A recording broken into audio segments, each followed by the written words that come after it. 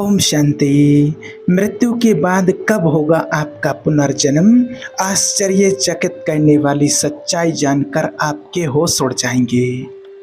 देखिए, आज का ये ऐसा टॉपिक है जिसको जानने की हर किसी के मन में जिज्ञासा होती है, क्योंकि ये तो हम सभी जानते कि जिसने जन्म लिया है उसकी मृत्यु एक दिन निश्चित है। लेकिन मृत्यु के बाद की यात्रा कैसी होगी, कहाँ जाएंगे हम, इसके बारे में जानने की सब लोगों को जिज्ञासा रहती है। और अधिकतर लोग इसलिए कि उनके परिवार से अभी जो कोई चले गए हैं तो उनका जन्म कब होगा, तो इसके ऊपर लोगों के अलग अलग तरीके से मेरे पास कमेंट आए हुए हैं। तो आज उन सभी कमेंट्स और कुछ लोगों ने कॉल मैसेज भी किया है, तो उन सभी के जवाब आज आपको इस वीडियो में मिल जाएंगी और आपके अंदर की जो भी जिज्ञासाएं हैं वो सब शांत हो जाएंगी। क्योंकि आज अधिकतर हम ऐसा देख रहे हैं दुनिया में कि कई लोग सुसाइड कर लेते हैं, या कुछ लोगों की जैसे कम उम्र में ही मौत हो जाती है किसी कारणवश, किसी की बीमारी के कारण, किसी की कोई एक्सीडेंट के कारण, या किसी ने सुसाइड कर लिया है तो उसको दुनिया में लोग अकाल मृत्यु कहते हैं। और जब ऐसी कोई बात सामने आती है तो सब लोगों के मन में बस एक ही प्रश्न चलता रहता है कि आखिर जैसे किसी के परिवार में कोई कम उम्र में चला गया तो ये कहाँ गया होगा, इनका अगला जन्म कब होगा, कब तक ये आत्मा भटकती रहेगी। क्योंकि बहुत सारे ऐसे लोगों के अंदर प्रश्न चलते रहते हैं और जिससे भी पूछते हैं तो वो यही बता देते हैं कि अब इनकी आत्मा भटकेगी, कहीं जाएगी, कब जन्म होगा, क्या होगा, तो उसमें फिर और उलझ जाते हैं। और इसको जानने के लिए सबकी जिज्ञासा होती है और सबको इंटरेस्ट होता है कि आखिर ये होता क्या है, कैसे होता है, कब होता है। तो देखिए, होता क्या है कि जैसे मान लीजिए कि अगर 100 लोगों ने शरीर छोड़ा है, तो मैंने 100 लोगों ने अगर शरीर छोड़ा है तो उसमें से मान लीजिए कि 99 लोग ऐसे होते हैं जिनको जन्म तुरंत मिल जाता है।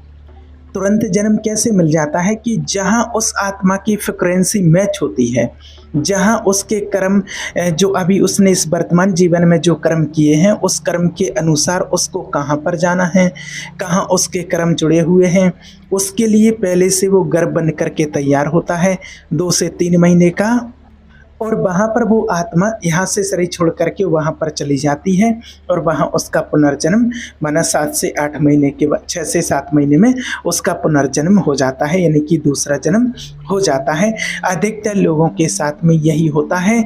यहाँ से आत्मा शरीर छोड़ेगी, कुछ समय तक वो आत्मा अपने आसपास परिवार वालों के पास रहती है। उसके बाद वो उस आत्मा को जहाँ जाना है उसका घर पहले से तैयार है, उस घर में प्रवेश कर जाती है और 6 से 7 महीने के बाद उसका जन्म हो जाता है।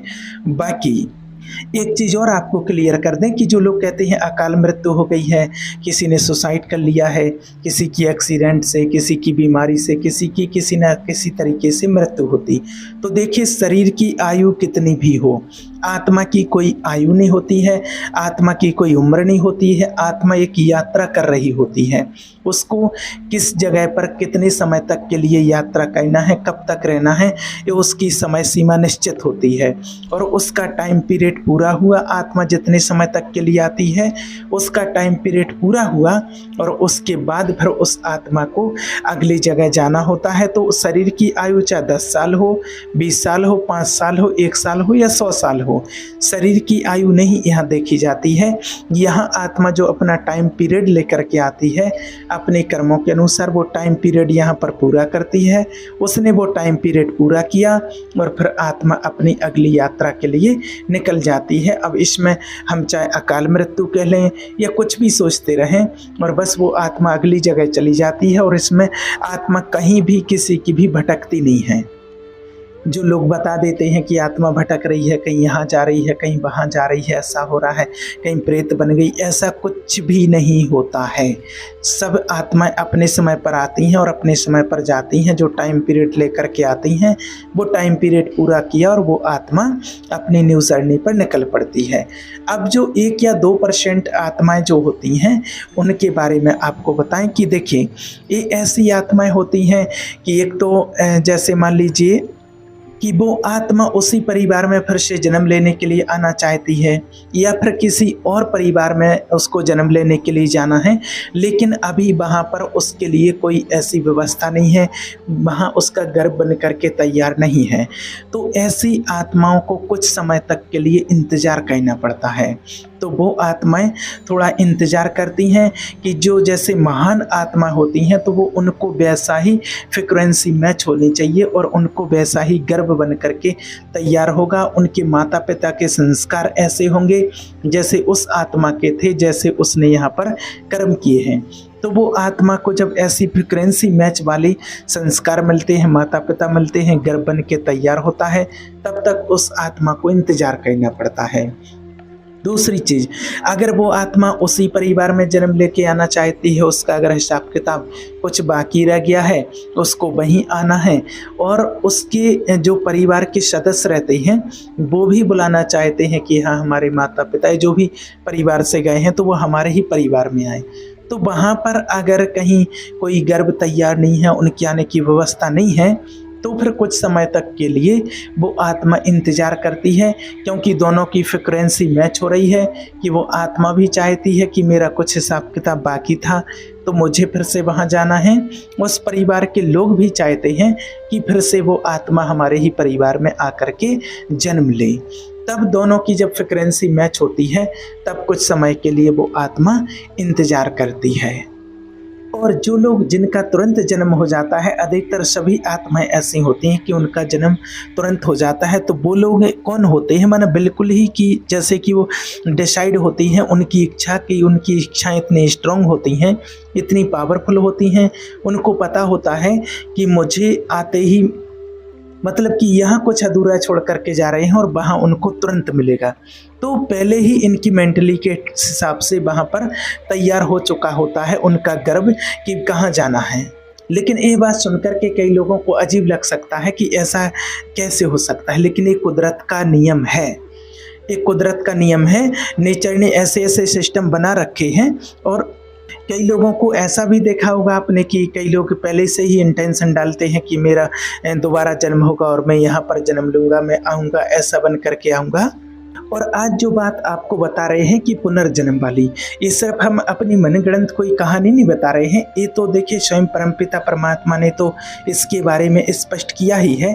लेकिन कुछ लोगों को आज इसके ऊपर विश्वास नहीं होता है। भगवान की महावाक्यों पर भी भगवान ने जो बताया है उसके आधार पर विश्वास नहीं होता है, क्योंकि आजकल साइंस का युग है। तो आपको बता दें कि डॉक्टरों ने भी इस चीज़ का रिसर्च किया है, उन्होंने पास्ट लाइफ में भी देखा है। और आपने नाम भी सुना होगा मैडम ब्लेवेट्सी, और अगर नहीं सुना हो तो आपको बता देते हैं। और लेडबीटर, अगर आपने नहीं सुना हो तो आपको बता देते हैं। मैडम ब्लेवेट्स्की और लेडबीटर, इन दोनों ने एक सोसाइटी को सेट किया है और इन दोनों ने मिलकर के जो रिसर्च किया है और उसका टॉपिक यही है कि लगभग मृत्यु के तुरंत बाद 99% लोगों को 98-99% लोगों को मृत्यु के तुरंत बाद उनको गर्भ मिल जाता है, तुरंत बाद इसके गर्भ मिल जाता है।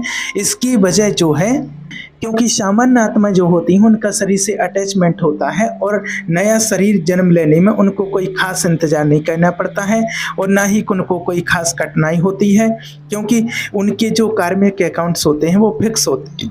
लेकिन कुछ जो विशेष टाइप के लोग होते हैं जिनके अंदर कुछ खास प्रतिभाएं होती हैं, अब वो पॉजिटिव भी हो सकते हैं और नेगेटिव भी हो सकते हैं, ऐसे लोगों को जन्म लेने के लिए थोड़ा सा इंतजार करना पड़ता है, क्योंकि जो असाधारण आत्माएं होती हैं वही असाधारण लोगों के यहाँ पर ही जन्म लेते हैं।